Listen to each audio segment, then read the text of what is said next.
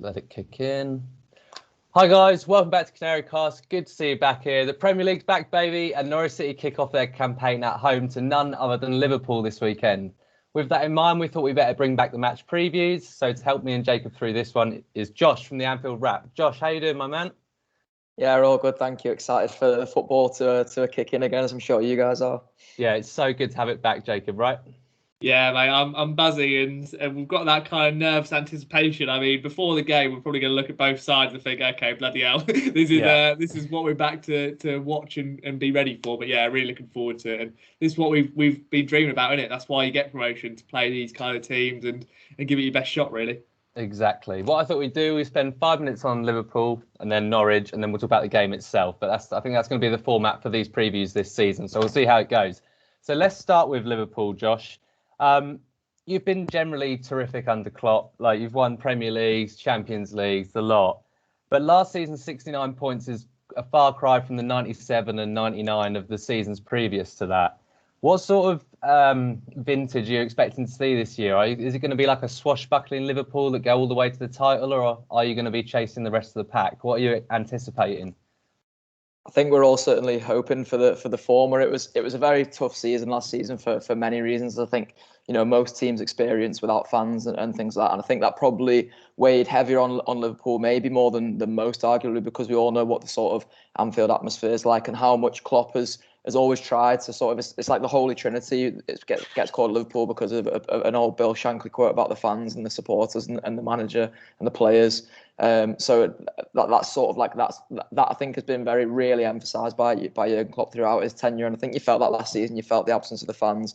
You felt the absence of course, so many big players who got injuries. Particularly, it seemed to. I think there was a Klopp quote halfway through the season where he said, "If someone tells me there's an injury, I just know it'll be at centre half," because it just seemed like they were dropping like flies throughout the season. So I think if we can stay healthy, then we're expecting far more success this season. I think we'd all be expecting something closer to the team that we saw march to the title back in 1920, obviously with hopefully no more pandemic interruptions this time. Let's hope so. You mentioned the centre-back problems. Norwich fans know all about them, so don't worry. We seem to have a centre-back crisis every single season. What have you made of the transfer window so far? Because your rivals have strengthened. Let's not beat around the bush. You've lost Gini Wijnaldum, brought Canary in. What have you made of the window so far? I think the answer to this question pretty much on whichever Liverpool fan you spoke to. I think Liverpool came into this transfer window with one sort of glaring thing to correct, and they did that almost immediately, bringing in Ibrahima Konate. So I think in that sense we probably can't complain too much. But obviously the loss of Gini Wijnaldum is a big one, and I think most fans would feel sort of much more assured if there was a replacement for him. But it doesn't mean that Liverpool are lacking for midfield options at all. It's always been one of the areas we've sort of been really strong in, and I think you saw that last season with how many lads we were able to throw in at centre half from the midfield, and still have a relatively strong looking midfield on paper, even if in actuality it was sort of, you know, maybe not up to the sum of its parts. But I think going into this season we could still be happy with our midfield options. Would we like to see one or two more signings? Probably yes. But I don't think it would strengthen the sort of immediate starting 11. I think it would be someone who can probably compete down the line, and somebody who's maybe a bit younger to come into the squad eventually. But I think we can be, broadly speaking, happy with our business. Although I'm sure that is an opinion that may just be exclusive to me if you peer your head out into the world of social media. Yeah, it can be like that. Jacob, what do you make of the prospect of facing a Liverpool team on the first day, mate? It's a bit of a baptism of fire. It's a scary one, isn't it? I guess people say it's best time to play after kind of Euros, Olympics. I don't know in terms of is everyone as match fit as they could be. I mean, Josh will give you kind of the lowdown on Norwich. We've had about 2 pre-season games, mate, so we're not very fit at all. So, yeah, I mean, we're just going to be praying for, I think, a 0-0, maybe try and nick one if we can. Do you think any of the lads coming back on loan, likes of Harvey Elliott, and then obviously young Curtis Jones, I know he's been in and around the squad. Do you see them having kind of an impact in this game and the season going forward? I wouldn't have thought so in this game. Harvey Elliott was played a lot in midfield throughout pre-season, but it felt like a slightly experimental experience for him, and maybe the club just trying to coach certain attributes into him because he has been away with Blackburn. And obviously, as much as he did really well at Blackburn, and the club seem so positive about his time there. The club was in Blackburn, but the club was in Liverpool as well. Jurgen Klopp's talked about him so highly throughout pre-season, and he has performed really well in midfield. I wouldn't expect him to be in the midfield or the front three. To be honest, the front three is just so strong that you'd be hard placed to sort of find a way to crowbar him in with Mo Salah doing pretty much the same things as Harvey Elliott, but of course much better. Curtis Jones is one who could have been in contention, but he suffered an injury in our final pre-season game on Monday. I think one of the Osasuna lads, the team we were playing against, sort of stood on his head in a bit of an accidental collision. So I don't imagine that he'd be sort of risked for this one either. I think it'll be more experienced side from Liverpool, but I think both of them will have a massive part to play as the season goes on. I think we're all excited to see the impact they can have on this side. Great stuff. Let's park Liverpool there for a moment and focus on Norwich for a bit. Jacob, I'll come to you for these ones, mate. We've mentioned a bit of a baptism of fire already. We've got Liverpool, then we've got Man City, Arsenal, Leicester. It's going to be ridiculous, mate. How do you see Norwich faring in these early games? Not just Liverpool one. You can talk about all of them, but it's going to be a big ask, isn't it? It is. I think it almost takes pressure off and almost is part of a pre-season that we just haven't had at the moment. I mean, you kind of feel your way into it and then you hope by the fifth game we've got Watford at home and really attack that one and use that as your kind of your 6-pointer. This one's just going to be, I think, almost adrenaline pumped, isn't it? Really get Carrow Road pumping. First time we've been in since December of last year in terms of 2,000 were there. Now proper kind of 27,000 fulls the rafters. Liverpool bring a big allocation as well, I'm sure, for the first time since, what was it, February, like in 2019, 2020, even against Leicester, which is, absolutely crazy the amount of time it's been. But looking forward to it. And I mean, last time 1-0 against Liverpool, let's be honest, we had a couple of chances, which if you take, then you have that chance, then they bring on the big guns in Mane, who comfortably kind of fires in. It's one of those where you've just got to keep tight, isn't it? It's going to be so fascinating to watch how Norwich are about possession, and you just got to pray that maybe Liverpool aren't as slick as can be when the motor starts really going throughout the season. Really, there's a lot of new players in this Norwich squad, and I think it will be really key how quickly those new players gel. Do you agree with that? Yeah, and that's kind of the only downside to the Liverpool team, isn't it? That really we all know is tried and trusted. Maybe apart from, I don't know, we'll ask Josh in a second, will Van Dijk be back or will it be Canary and Matip potentially? But there's a lot of players who already know their places. For us, it could be Jolie starting, Sargent starting. Who knows? Like they could be thrown in. And like we say, realistically, no one's actually got any fitness. I was just wondering, Josh, are your lads as fully fit as they can be? You can scare us and say that they're primed and ready to go.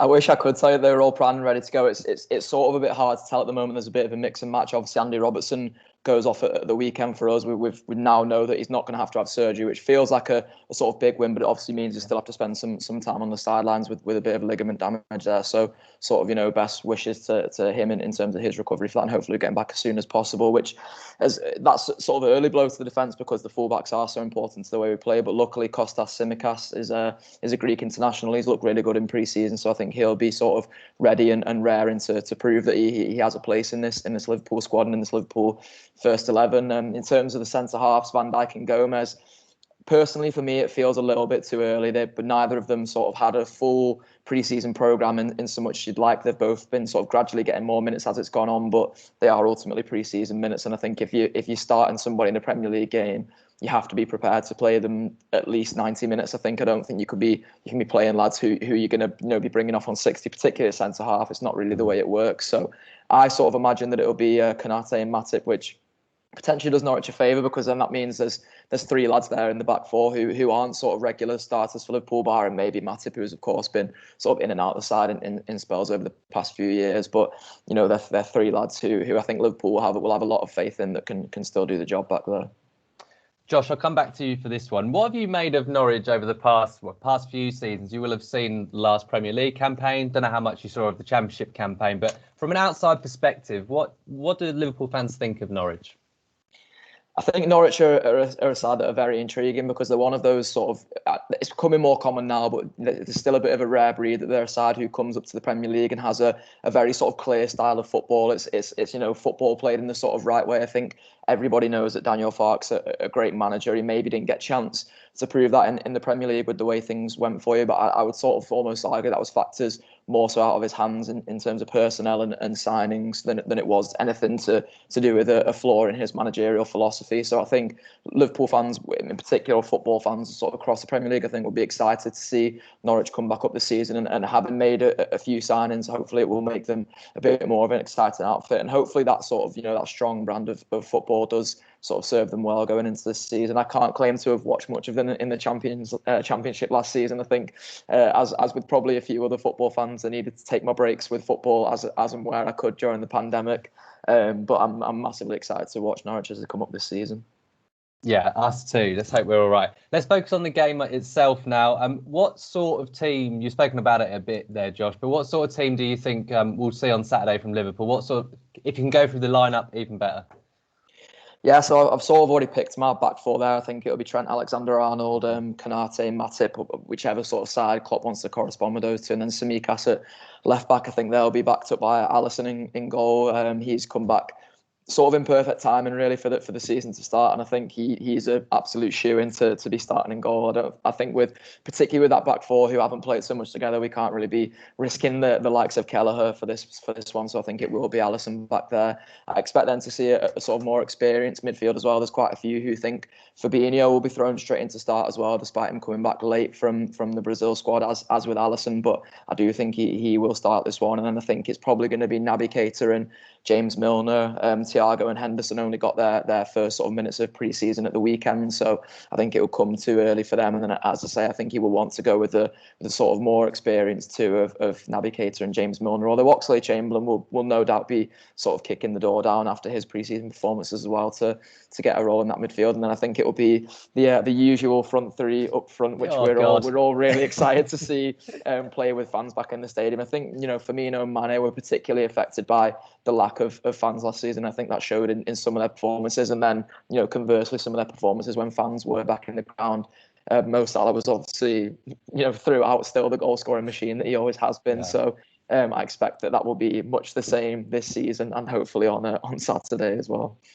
Jacob, that sounds pretty daunting, mate. How do you think Daniel Farke and Norwich will look to counter that? Will we see a back four? Will we see a back five? What sort of lineup are you anticipating? It'll be interesting waiting. We've seen a bit of a 4 and a 5. I think with the way, like Josh was saying earlier, with the fullbacks and how wide Liverpool get, I would be surprised if we don't go to a back five. I think that would be the way you go. I mean, it didn't really work at Newcastle for the last pre-season game, but you got to look at it and think last time we did go with a 4 and then Rupert kind of right wing to really stop Robertson. I think Tsimikas is still the same kind of attacking fullback, and obviously Liverpool have a lot of possession anyway. So you'll probably see Todd. I'd be amazed if you don't see Lucas Rupp in there as well. Again, like I say, to defensively kind of make it a little bit more sound, probably rather than a Kieran Dowell who doesn't really work back as well. And then you look at kind of that midfield as well. Gilmore will be in there, Lee Malou as well. And then defence probably sorts itself out with the injuries, doesn't it? Gibson, Omar Aarons, and then Dimi Giannoulis, who will probably want to fight Tsimikas for that Greek number one left-back role.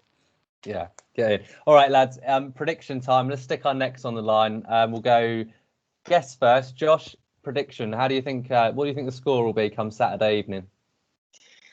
I'm really sorry, lads. You're not going to like my prediction. I do think Norwich will put up a good fight. They obviously came to Anfield on the first game of the season 2 seasons ago and did put up a really good fight. I think Liverpool just had a bit too much for them that day, and I fully expect it to be the same on Saturday. So I'm going to go with 4-1 to Liverpool. Well, it's not too distant from mine. I'm going to go 3-1 Liverpool. I'd love us to put up a fight. I just think there's a lot of new players, not a lot of time to gel. It's a tough ask. Jacob, what do you think? I think it will be very tight up until about 60 minutes. So then you'll see that Norwich have really not had a pre-season and not had a kick of the ball in that game, which is what I'm envisaging. I think we'll have a couple of chances, maybe bottle it, and then probably Liverpool, like I say, come stronger into those, use the bench well, probably 2-0, I'm going to say, to Liverpool. But I'm optimistic that we can give a good fight. I don't want to concede 4 or 5 because then that really, especially at home, that just kind of takes the paint really off that kind of celebration of going back up to the league. And yeah, hopefully we keep it nice consolidation. You look at what Fulham did last season. I know there wasn't fans. They really battled well against Liverpool. You've got to kind of get into those wing backs where they do kind of leave that space, get in behind. It's not Norwich's kind of game plan, but really try and use that a lot better, and hopefully see a bit more of an improvement there in terms of results. Yeah, sorry, I'm having internet problems, lads. Bear with me. I think we'll leave it. There. But Josh, thank you so much for joining us, mate. What have you got planned on the Anfield Wrap this season or this weekend for the game? If any Norwich fans want to head over there and check out the content, what have you got going on? Well, one of the things we've always sort of sold ourselves on at the Anfield Wrap is that we share the experience of supporting Liverpool Football Club, and obviously we've always done that from the heart of the city. But it involves going to the games, home and away in Europe. We've obviously not been able to do that for much of last season. So I think going into this season, it will just be the return of that, the return of fans back in the ground, and getting everyone massively excited about that. And of course, that starts on Saturday. So we will have a few people at Carrow Road soaking up the atmosphere. Do expect it to be a cauldron, and it's obviously going to be a massively exciting affair. Quality. Okay, let's leave it there. Thanks for watching. Like, comment and subscribe. Let us know what you think the score's going to be or anything else we've talked about in this pod. Just ask us down below. Just get the comments in. But yeah, thanks for watching. And until next time, take care.